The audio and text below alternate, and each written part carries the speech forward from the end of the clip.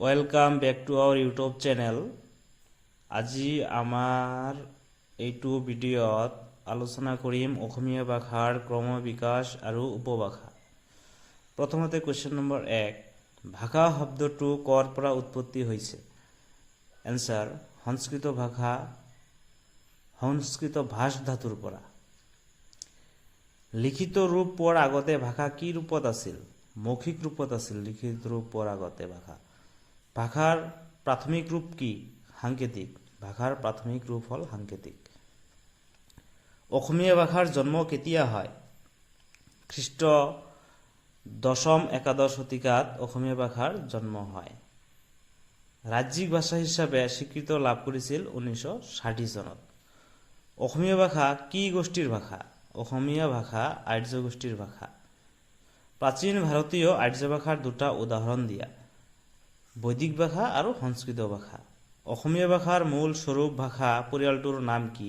Indo ইউৰোপীয়।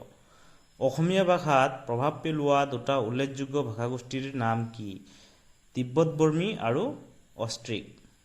অসম নামটো কেতিয়াৰ পৰা লিখিত ৰূপত প্ৰচলন হয়? পঞ্চদশ শতিকাৰ পৰা। Most important. কোনজন ৰজাই কামৰূপত ব্ৰাহ্মণ আৰু উচ্চ বৰ্ণৰ লোকসকলক প্ৰতিষ্ঠা কৰি ব্ৰাহ্মণ্য ধৰ্মৰ প্ৰসাৰ ঘটায়? নৰকাসুৰে। এইকেইটা খুব ইম্পৰ্টেণ্ট কুৱেশ্যন অসমীয়াৰ। তাৰপিছত ভাৰতীয় আৰ্যগোষ্ঠীক কেইটা ভাগত ভাগ কৰা হয় আৰু কি কি? ভাৰতীয় আৰ্যগোষ্ঠীক তিনিটা স্তৰত ভাগ কৰা হয়। 1 নম্বৰ, প্ৰাচীন ভাৰতীয় আৰ্য ভাষা, যেনে বৈদিক আৰু সংস্কৃত ভাষাই হৈছে প্ৰাচীন ভাৰতীয় আৰ্য ভাষা। মধ্য ভাৰতীয় আৰ্য ভাষা, পালি, প্ৰাকৃত আৰু অপভ্ৰংশ আদি মধ্য ভাৰতীয় আৰ্য ভাষা।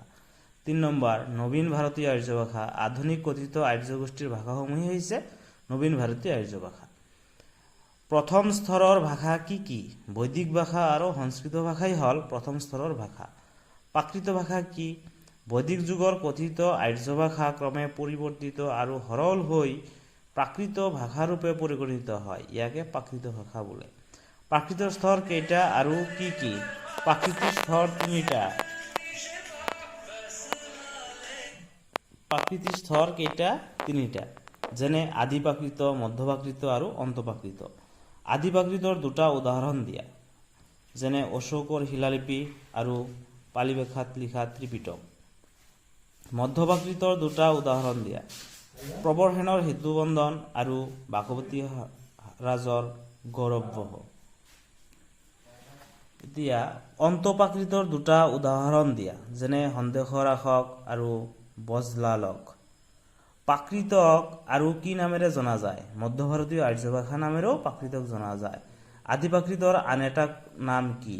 পালি। আদি প্ৰাকৃতৰ আন এটা নাম হ'ল পালি। মধ্য প্ৰাকৃতৰ আন এটা নাম কি? সাহিত্যিক প্ৰাকৃত। অন্ত প্ৰাকৃতৰ আন এটা নাম কি? অপভ্ৰংশ। অপভ্ৰংশৰ নমুনা পোৱা এখন গ্ৰন্থৰ নাম লিখা। কীৰ্তিলতা। কীৰ্তিলতা হ'ল অপভ্ৰংশৰ নমুনা পোৱা এখন গ্ৰন্থ। মধ্য প্ৰাকৃত বা সাহিত্যিক প্ৰাকৃতক কেইটা ভাগত ভাগ কৰা হৈছে আৰু কি কি? 5টা ভাগত ভাগ কৰা হৈছে। সেইবোৰ হ'ল 1 নম্বৰ, মহাৰাষ্ট্ৰী প্ৰাকৃত, মাগধী প্ৰাকৃত, অৰ্ধমাগধী প্ৰাকৃত, হৰসেনী প্ৰাকৃত আৰু 5 নম্বৰ, পৈশাচী প্ৰাকৃত। মাগধী প্ৰাকৃতৰ পৰা উদ্ভৱ হোৱা অপভ্ৰংশটোৰ নাম কি? প্ৰাচ্য অপভ্ৰংশ।